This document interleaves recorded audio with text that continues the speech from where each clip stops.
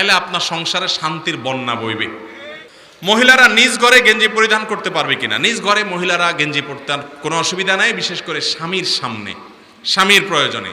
আর যদি জামার ভেতরে গেঞ্জি পরেন তাহলেও কোনো অসুবিধা নাই। তার সৌন্দর্য, তার পর্দা, এটা তার সৌন্দর্য যেন অন্যের সামনে প্রকাশিত না হয় এবং মাহরাম পুরুষদের সামনে অশালীনভাবে যাতে নিজেকে উপস্থাপন করানো হয় সেটা মাথায় রেখে তিনি এই পোশাকগুলো পরতে পারবেন। অর্থাৎ স্বামী আছেন সেখানে একান্তে পরলেন, কিংবা নাইট ড্রেস হিসাবে পরলেন একান্তে, কিংবা অন্য পোশাকের নিচে পরলেন যাতে অড দেখা না যায়, অশ্লীলতার বিস্তার না হয়, কিংবা পরপুরুষের সামনে না গেলেন, সেই শর্তে জায়েজ হতে পারে।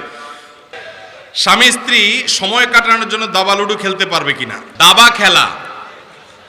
খেলা এটার ব্যাপারে হাদিসে পরিষ্কার নিষেধাজ্ঞা আছে। স্বামী খেলুক, স্ত্রী খেলুক, যেই খেলুক, সবার জন্য নিষেধাজ্ঞা সমানভাবে, এটা জায়েজ নাই। আর লুডো খেলা যেহেতু তখন সাহাবীদের যুগে এই টাইপের লুডো খেলা ছিল না, কিন্তু দাবা লুডো এগুলা একই টাইপ, কাছাকাছি টাইপ খেলা, এ ধরনের খেলা নয়, বরং স্বামী স্ত্রী খেলবেন হলো শারীরিক কসরত হয় এরকম খেলা, যেমন কুস্তির কথার কথা বললাম, কুস্তি না, মানে শারীরিক ব্যায়াম হয় সেরকম খেলা।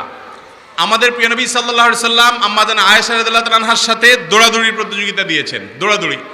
নবীজির শরীরে 40 জন জান্নাতি যুবকের শক্তি ছিল, তিনি অনেক শক্তিশালী মানুষ ছিলেন। আয়েশা রাদিয়াল্লাহু তাআলা বয়সও ছোট, আবার মেয়ে মানুষ, আবার খুব হ্যাংলা পাতলা ছিলেন। ইফকের ঘটনায় হাদিসের বিবরণ আছে যে তিনি যখন পালকিতে উঠে বসতেন তখনও পালকির যা ভার হতো, তিনি যখন পালকিতে না বসতেন তখনও একই ভার হইতো, মানে এত পাতলা ছিলেন। তাহলে একে তো হ্যাংলা পাতলা, আবার বয়সে ছোট, আবার মহিলা মানুষ, আর নবীজি সাল্লাল্লাহু আলাইহি সাল্লাম বয়সে বড়, সুঠাম এবং শক্তিশালী মানুষ, আল্লাহ প্রদত্ত বিশেষ পাওয়ার আছে। এই মানুষটার সাথে দৌড় প্রতিযোগিতা দিয়েছে নবী করিম সাল্লাল্লাহু আলাইহি সাল্লাম। সুবহানাল্লাহ। স্ত্রীর সাথে কি দৌড় প্রতিযোগিতা? দৌড় প্রতিযোগিতা। তো দৌড় প্রতিযোগিতা খুব স্বাভাবিকভাবে আয়েশা তারা হেরে গেছে, কারণ উনি তো রাসূল সাল্লাল্লাহু আলাইহি ওয়াসাল্লামের সাথে পারার কথা না। রাসূল সাল্লাল্লাহু আলাইহি ওয়াসাল্লাম জিতে গেছে। এখন জিতে গেলে মহিলারা সাধারণত একটু কি হয়, মন খারাপ করে।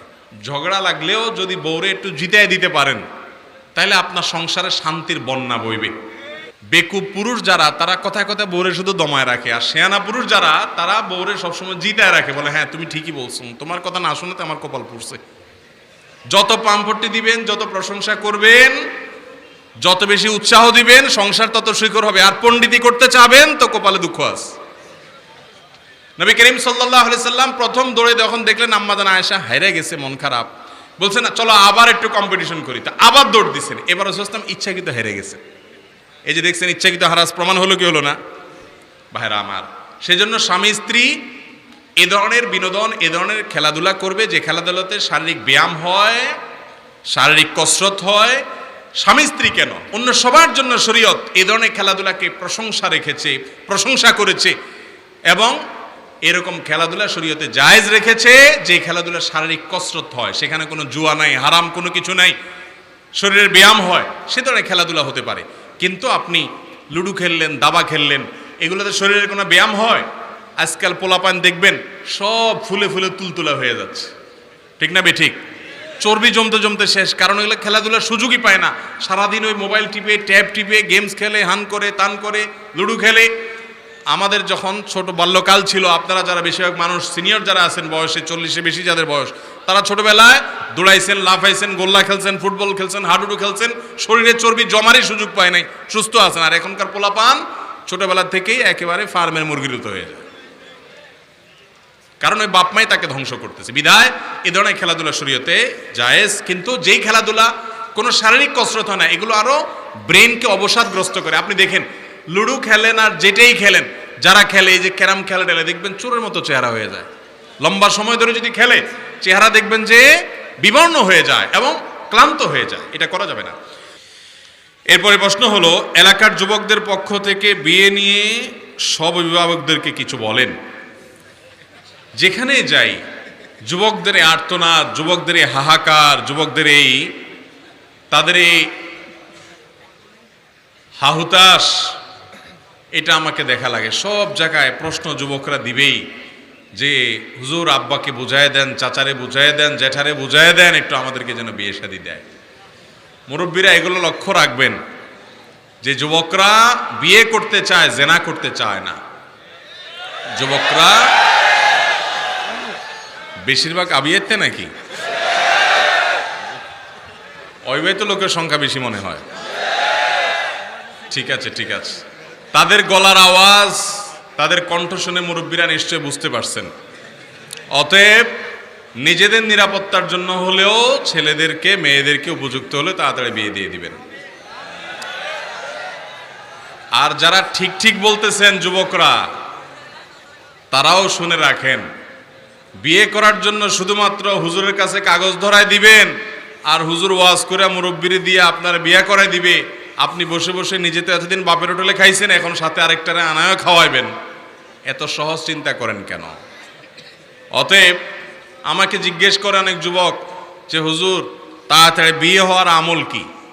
আমি বলি তাড়াতাড়ি বিয়ে হওয়ার আমল হলো তাড়াতাড়ি কামাই রোজগার শুরু করা।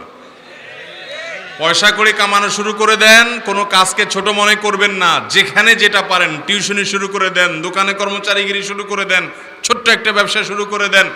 নিজের এলাকায় শরম লাগে দূরে যায় করেন, কিন্তু কিছু একটা শুরু করেন। আপনি যখন উপার্জন শুরু করবেন, কামাই রোজগার শুরু করবেন, পয়সা কড়ি বানাবেন, তখন আপনার বাপ মা বিয়ে দিবে। বিয়ে না দিলে কি হবে? মেয়ের বাপেরা এসে আপনাকে জবরদস্তি বিয়ে দিতে বাধ্য করবে। এই জন্য পয়সা কামাই করতে হবে।